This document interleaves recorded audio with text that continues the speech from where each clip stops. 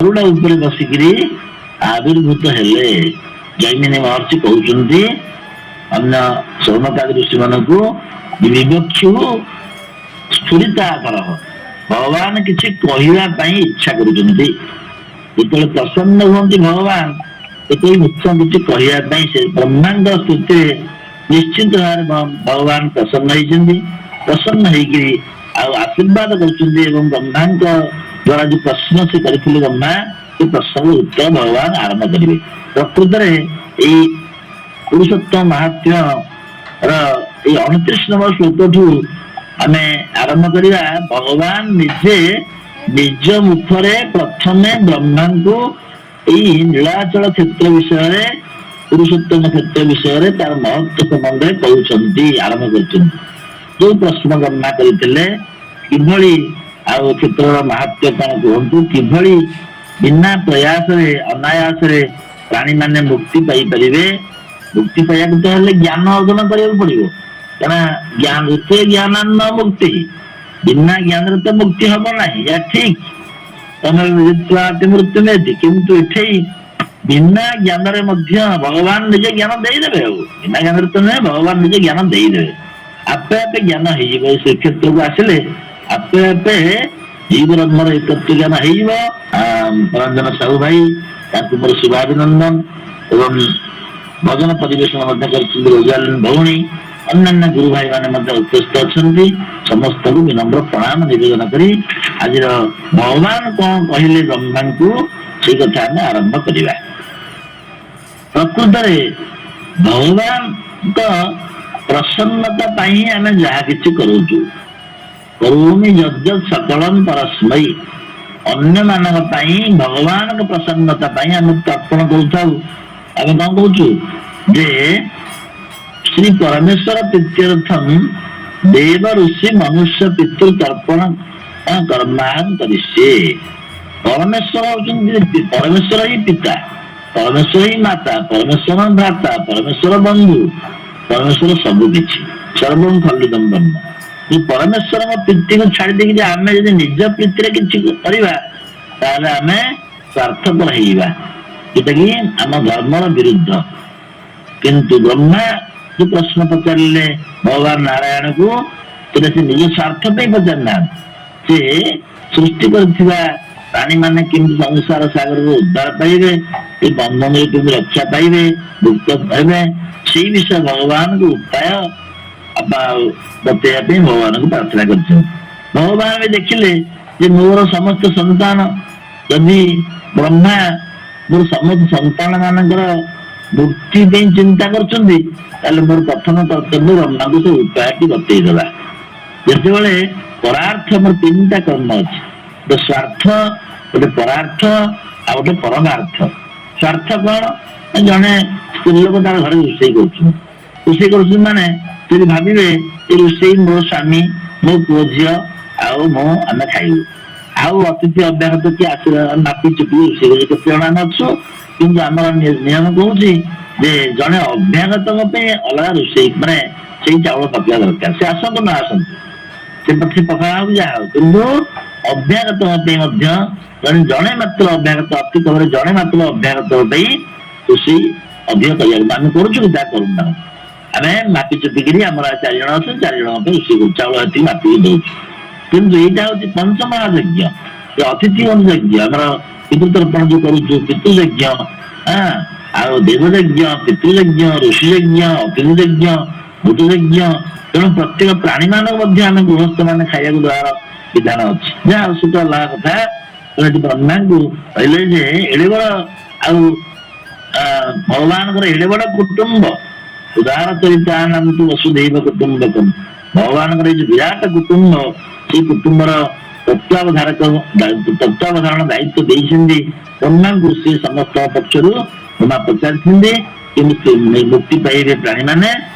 ବର୍ତ୍ତମାନ ଭଗବାନ କହିବା ଆରମ୍ଭ କରୁଛନ୍ତି, 29 ତମ ଶ୍ଲୋକରୁ ଆରମ୍ଭ କରୁଛନ୍ତି। ଯଦರ್ಥଂ ବା ମାସ୍ତୁ ସେ ବ୍ରହ୍ମନ୍ ନ ସତ୍ୟଃ ପ୍ରତିଭାତି ସହ ଅନାଦ୍ୟ ବିଦ୍ୟା ସୁଦୃଢା ଦୁଶ୍ଚିଦ୍ୟା କର୍ମ ବନ୍ଧନୈଃ ପ୍ରଭବନ୍ତ୍ୟାଂ କଥଂ ତସ୍ୟାଂ ଇଏ ଦେ ମୂର୍ତ୍ତି ଜନ୍ମନି। ଭଗବାନ ଆଉ ଧୀର ସ୍ଥିର ଚିତ୍ତରେ ଆଉ ବ୍ରହ୍ମଦେବଙ୍କୁ ବୁଝିଲା ଭଳିଆ କହୁଛନ୍ତି, ହେ ବ୍ରହ୍ମଦେବ, ତୁମେ ଯୋଉ ଉଦ୍ଦେଶ୍ୟରେ ମତେ ପ୍ରାର୍ଥନା କରୁଛ, ତମକୁ ସନ୍ତୁଷ୍ଟ କରୁଛ, ପ୍ରାଣୀମାନେ କିନ୍ତୁ ଉଦ୍ଧାର ପାଇବେ, ଏଟା ଏତେ ସହଜ ସାଧ୍ୟ କଥା ନୁହେଁ। ତାକୁ ଏତେ ସହଜ ବୋଲି ବୁଝିବା ଉଚିତ ନୁହେଁ। କାହିଁକି ଉଚିତ ନୁହେଁ? ହବ ନିଶ୍ଚୟ, କିନ୍ତୁ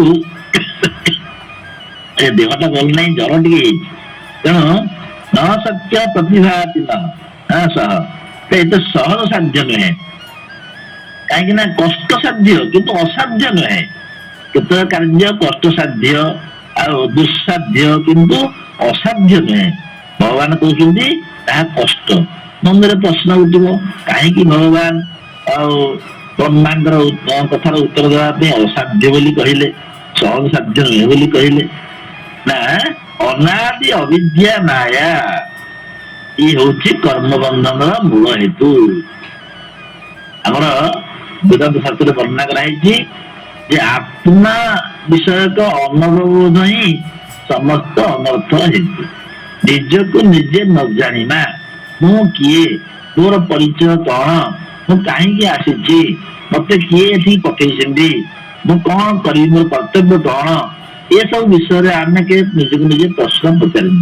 ଉତ୍ତର କିନ୍ତୁ ଅଛି ବିଭିନ୍ନ ଶାସ୍ତ୍ର ମାନଙ୍କରେ, ଭାଗବତ ହଉ ବା ଗୀତା ହଉ, ଧର୍ମଶାସ୍ତ୍ର ହଉ ବା ଉପନିଷଦ ହଉ ବା ମହାଭାରତ ହଉ, ଯାହା କିଛି ହଉ, ସବୁ ଶାସ୍ତ୍ର ମାନଙ୍କରେ ଆଉ ଆମର ଉତ୍ତର ଅଛି। କିନ୍ତୁ ଆମେ ନିଜେ ପଚାରିକିରି କେବେ, ଆଜି ଗୋଟିଏ କଥା ମୋର ମନେ ପଡେ, ମାନେ ଭଦ୍ରବ୍ୟକ୍ତି ଏଇ ତର୍ପଣ ବିଷୟରେ ମୋ ସାଙ୍ଗେ କଥାବାର୍ତ୍ତା ହଉଥିଲେ।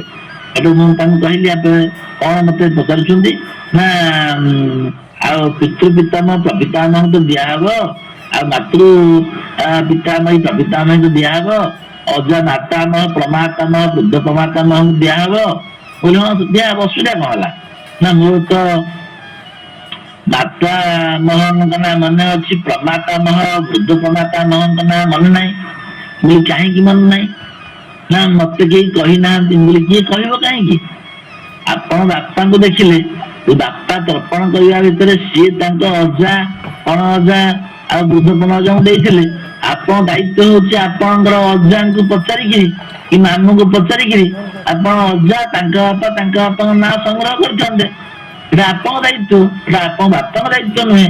ନା ବାପା ମତେ କହିନାହାନ୍ତି, ବାପା କାହିଁ କହିବେ? ବାପାଙ୍କୁ ଆପଣ ଦେବେ, ତାଙ୍କ ବାପା ଅଲଗା କଥା।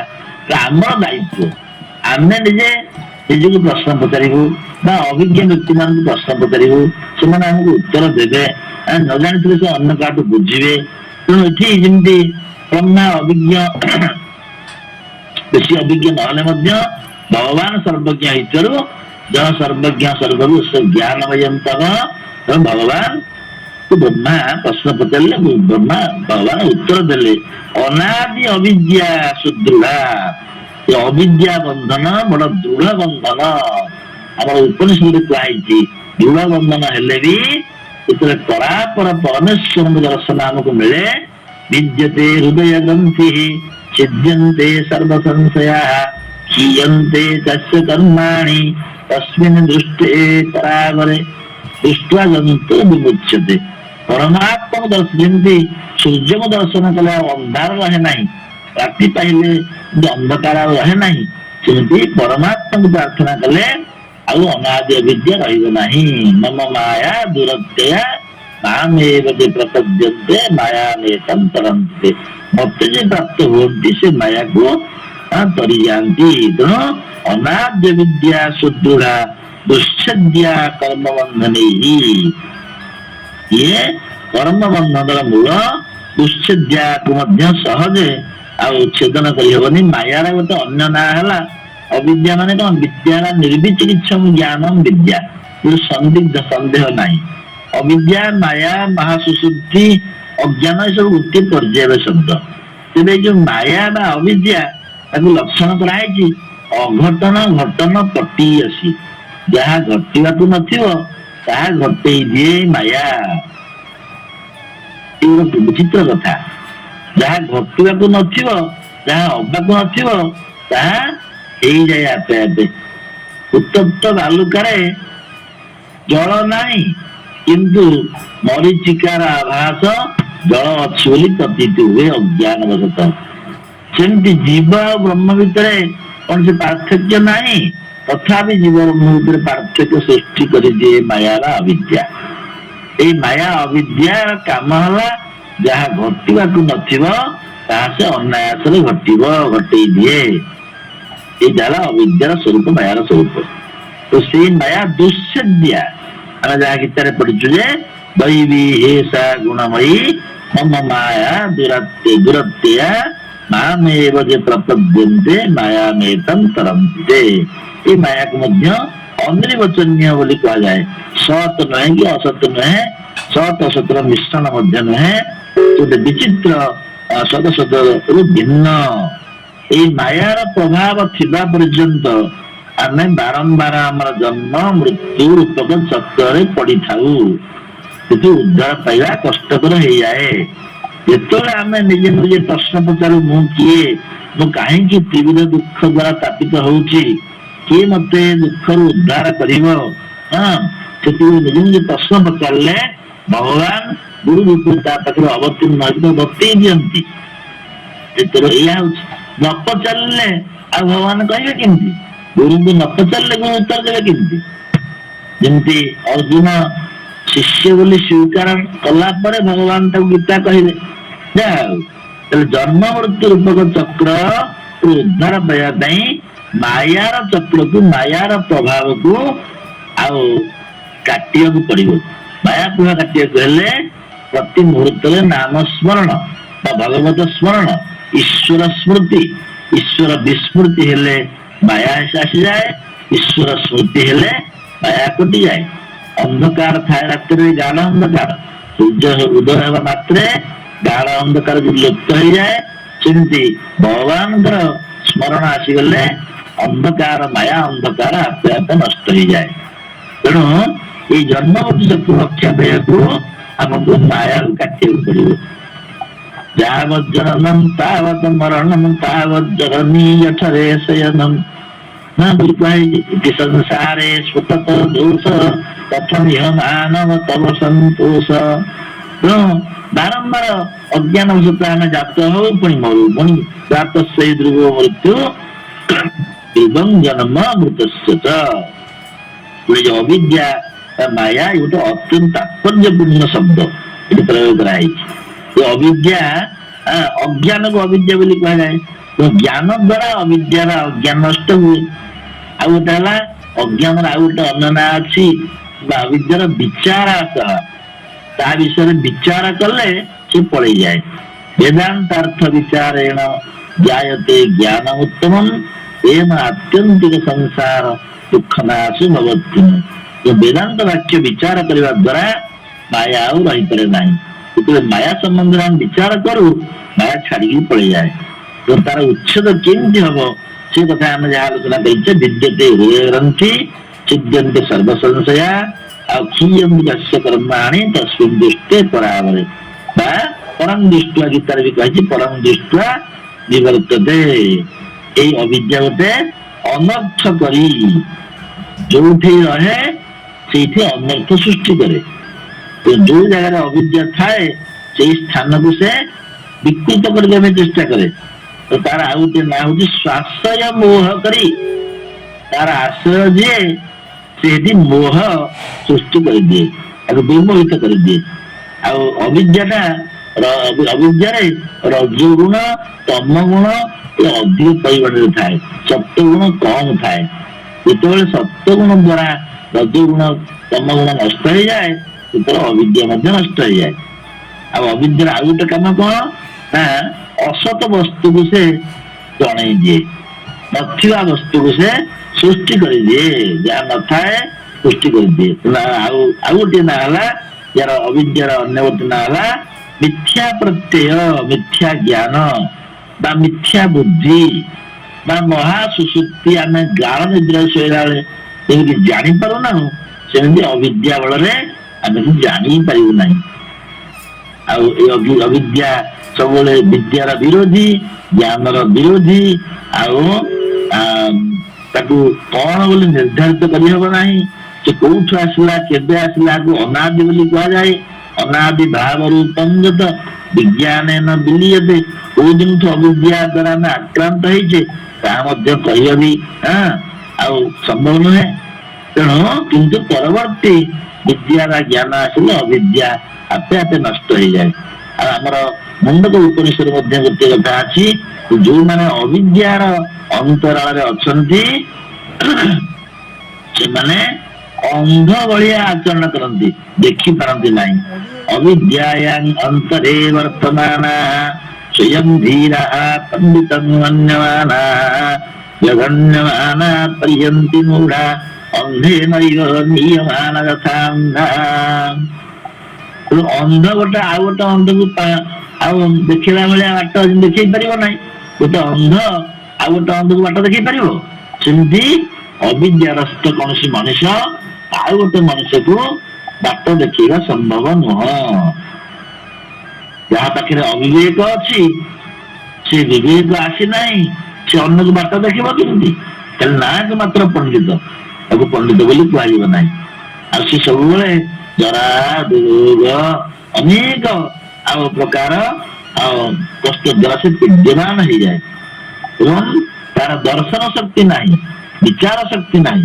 ଅବିଦ୍ୟାଗ୍ରସ୍ତ ବ୍ୟକ୍ତିର ବିଚାର ଶକ୍ତି ନଥାଏ, ସେ ଇଆଡେ ସିଆଡେ କଥା କହି ପକାଏ। ଅବିଦ୍ୟାୟାଂ ବହୁଧା ବର୍ତ୍ତମାନ ସ୍ୱୟଂ କୃତାର୍ଥା ଇତି ଅଭିୟନ୍ତି ବାଳା। ଅବିଦ୍ୟା ଭିତରେ ଯିଏ ରହେ ସେ ନିଜକୁ ଯିଏ ମନକୁ ମନ କୃତାର୍ଥ ବୋଲି କହିଦିଏ, ଜାଣିପାରେ ନାହିଁ ମୁଁ କଣ କହୁଛି। ଏ ଅବିଦ୍ୟାର ଆଉ ଗୋଟେ ନାଁ ହଉଛି ଦୁର୍ବାସନା, ମାନେ ସଂସାର ବାସନାରେ ଆବଦ୍ଧ କରିଦେବା ବସ୍ତୁ ହଉଛି ଅବିଦ୍ୟା। ଯୋଉଟା ଭଲ ନାହିଁ। ହଉ, ତେଣୁ ଦୁର୍ବାସନା ମମ ସଦା ପରିକର୍ଷୟନ୍ତି। ତ ଅବିଦ୍ୟା ନାମ ହଉଛି ଦୁର୍ବାସନା, ପ୍ରତି ମୁହୂର୍ତ୍ତରେ ଆମକୁ ସଂସାର ବାସନା ସୃଷ୍ଟି କରିବ ମନ ଭିତରେ। ତେଣୁ ଅନିତ୍ୟ ବସ୍ତୁରେ ନିତ୍ୟ ବସ୍ତୁ ଜ୍ଞାନ କରିଦେବ, ଦୁଃଖରେ ଆନନ୍ଦ ସୃଷ୍ଟି କରିଦେବ, ଆଉ ବିଷାଦରେ ଆନନ୍ଦରେ ବିଷାଦ ସୃଷ୍ଟି କରିଦେବ। କିନ୍ତୁ ବିପରୀତ କଥାକୁ ଅଭିଦ ବିଦ୍ୟା କରିଦିଏ।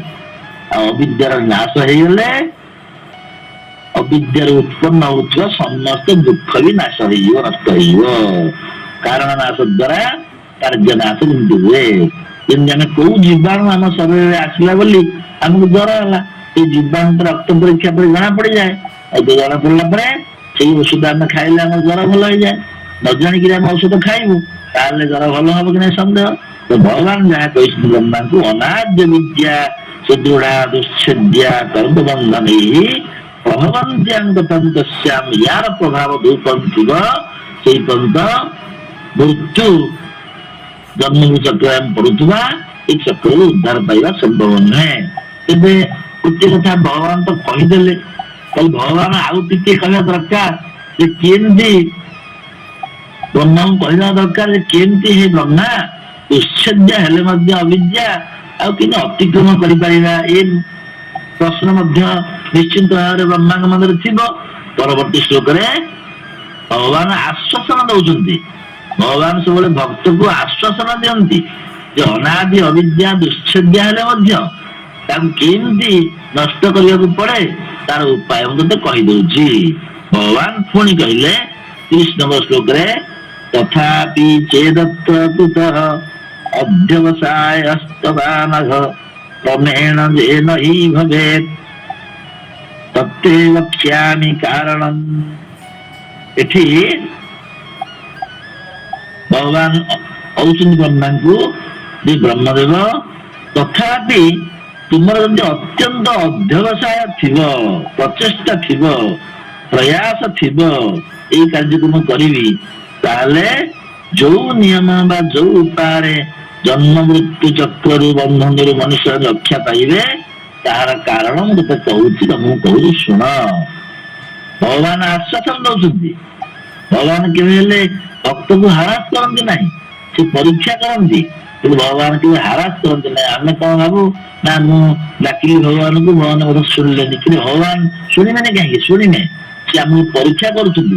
କିନ୍ତୁ ପରୀକ୍ଷା କଲା ବେଳେ ଆମେ ଆଉ ଖାତାରେ କେହି ଆମକୁ କପି କରି ଦେବେନି, ଯେ ଯାହା ଜାଣିଛୁ ତାହା ଲେଖ। ସେମିତି ପରୀକ୍ଷା ଚାଲିଥିଲା ବେଳେ ଭଗବାନ ଭାରି କଠୋର ହେଇଯାଆନ୍ତି। ପରୀକ୍ଷାରେ ଉତ୍ତୀର୍ଣ୍ଣ କେମିତି ଆମେ ହବୁ ସେ ଉପାୟ ମଧ୍ୟ ଭଗବାନ ବତେଇ ଦେଇଛନ୍ତି। ଏଇ ଶ୍ଲୋକରେ ତଥାପି ଚେଦତ୍ର କୃତ ଅଧ୍ୟବସାୟସ୍ତବାନଘ, ତୁମେ ଯଦି ଅଧ୍ୟବସାୟ କରିବ ତାହେଲେ ଜନ୍ମ ମୃତ୍ୟୁ ଚକ୍ରରୁ ରକ୍ଷା ପାଇବ। ଏଇ ଶ୍ଲୋକରେ ଭଗବାନ ବ୍ରହ୍ମାଙ୍କୁ ଗୋଟେ ଆଶ୍ୱାସନା ଆଣି ଦଉଛନ୍ତି ଯେ ଅବିଦ୍ୟା ସୁଦୃଢା ଦୁଶ୍ଛେଦ୍ୟା, ତଥାପି ତାହା ଛେଦନ ଯୋଗ୍ୟ ହେଇପାରିବ। ତାର ଉପାୟ ମୁଁ କହିଦଉଛି। ଯେମିତି ବେଳେ ବେଳେ ଗୋଟେ ଗୋଟେ କାର୍ଯ୍ୟ ମଧ୍ୟ ଗୁରୁ କହିଦିଅନ୍ତି, ଏଇ ଉପାୟରେ କଲେ ତୁ ମନେ ରଖିଦେବୁ। ଆମେ ପାଠ ପଢିଲା ବେଳେ ଗୁରୁଜୀ କହନ୍ତି ଏମିତି ଆଉ ମନେ ରଖ ସୂତ୍ର ଆକାରରେ, ତୋର ମନେ ରହିଯିବ। ହଁ, ସୂତ୍ର ଆକାରରେ ବତେଇ ଦିଅନ୍ତି, ମନେ ରଖିବେ, ମନେ ରହିଯାଏ ପାଠ। ସେ ସୂତ୍ରଟା ଭଗବାନ ବତେଇ ଦଉଛନ୍ତି। ଅବିଦ୍ୟା ଛେଦର ଉପାୟ ଏଇ ଶ୍ଲୋକରେ ଭଗବାନ କହୁଛନ୍ତି। ଜନ୍ମ ମୃତ୍ୟୁ ସଂସାର ଚକ୍ରରେ ନ ପଡିବାର ଉପାୟ ଭଗବାନ ବର୍ତ୍ତମାନ କହିବାକୁ ଆରମ୍ଭ କରୁଛନ୍ତି। କାହିଁକି ନା ଭଗବାନ ସବୁବେଳେ ଅଭୟଦାତା। ସେ କେବେ ହେଲେ ଆଉ ତାଙ୍କ ଭକ୍ତଙ୍କୁ ଭୟଭୀତ କରି ରଖିବେ ନାହିଁ। ସବୁବେଳେ ଭୟ ଦେଖେଇଲେ ମଧ୍ୟ ସେ ଅଭୟଦାତା। ଭୟ ଦେଖିବା ତାଙ୍କର ବାହାର ବୃତ୍ତି, ଅଭୟ ଦାତୃତ୍ୱ ହେଲା ଆନ୍ତର ବୃତ୍ତି। ଭିତରେ ସେ ଶାନ୍ତ, ବାହାରକୁ ଉଗ୍ର। ଯେମିତି ନଡିଆ ଫଳ ବାହାରକୁ କର୍କଶ, ଭିତରେ ଅତି କୋମଳ। ଭଗବାନଙ୍କର ହୃଦୟ ସେମିତି ଅତି କୋମଳ, ବାହାରେ ସେ କିନ୍ତୁ ଅତି କର୍କଶ। ସେ କେବେ ହେଲେ ଭକ୍ତକୁ ଆଉ ଭୟଭୀତ କରିବା ପାଇଁ ଚେଷ୍ଟା କରନ୍ତି ନାହିଁ, ବରଂ ସେ ଭୟରେ ରକ୍ଷା କରନ୍ତି। ଆମେ ଅଭୟ ନୃସିଂହ ସ୍ମରଣ କଲେ ସେ ଭୟରୁ ରକ୍ଷା କରନ୍ତି। ଉଗ୍ରಂ ବୀରଂ ମହାବିଷ୍ଣୁଂ ବୁଳନ୍ତଂ ସର୍ବତୋମୁଖଂ ନିସିଂହଂ ନିସିଂହଂ ଭୀଷଣଂ ଭଦ୍ରଂ ମୃତ୍ୟୁର ନମାମ୍ୟହଂ ଅଭୟଂ ବୈ ଜନକ ପ୍ରାପ୍ତୋଷି ବୋଲି ଯାଜ୍ଞବଲ୍କ୍ୟ ଜନକଙ୍କୁ କହିଛନ୍ତି ଉପନିଷଦରେ। ଅଭୟ ସ୍ୱରୂପ ପ୍ରାପ୍ତ ହେଲ। ଅଭୟଂ ବୈ ବ୍ରହ୍ମ, ବ୍ରହ୍ମଙ୍କର ଗୋଟିଏ ନାଁ ହଉଛି ଅଭୟ। ସେ ଅଭୟ ଦାତା। ଭଗବାନ ଶ୍ରୀକୃଷ୍ଣ ପାଣ୍ଡବ ମାନଙ୍କୁ ଅଭୟ ଦାତା, ଅଭୟ ବର ଦେଇଥିଲେ। ଭଗବାନ ଶ୍ରୀରାମ ବାଳିକୁ ମଧ୍ୟ ଅଭୟ ବର ଦେଲେ। ହଁ ଠିକ ଅଛି, ତୋର ଆଉ ଧର୍ମପୁତ୍ରଙ୍କୁ ଉଦ୍ଧାର କରିବି, ବାଳିକୁ ନିହତ କରିବି। ସେ ଅଭୟ ଦାତା। ଯେ ଅଭୟ ଦାତା ସେ କେବେ ହେଲେ ଭୟ ଦବା ପାଇଁ ସବୁବେଳେ ଇଚ୍ଛା କରନ୍ତି ନାହିଁ। ପ୍ରହ୍ଲାଦକୁ ମଧ୍ୟ, ପ୍ରହ୍ଲାଦର ପ୍ରାର୍ଥନା ଶୁଣିକି ମଧ୍ୟ ଭଗବାନ ନୃସିଂହ ତାଙ୍କୁ ଅଭୟ ପ୍ରଦାନ କରିଥିଲେ। ଯେତେବେଳେ ସେ ହିରଣ୍ୟକଶିପୁଙ୍କୁ ଭୟ ଦେଖେଇଥିଲେ, ସେତେବେଳେ ସେ ଭଗବାନ ବି ପ୍ରାର୍ଥନା କରିଥିଲେ, ଅନ୍ୟ କିଛି ପ୍ରତିକାର କରିନଥିଲେ। ତାଙ୍କୁ ଅଭୟ ନୃସିଂହ ବୋଲି କୁହାଯାଏ। ଯେ ଜନ୍ମ ଦୁଃଖ, ଜରା ଦୁଃଖ, ମୃତ୍ୟୁ ଦୁଃଖରୁ ସେ ରକ୍ଷା ବି କରନ୍ତି।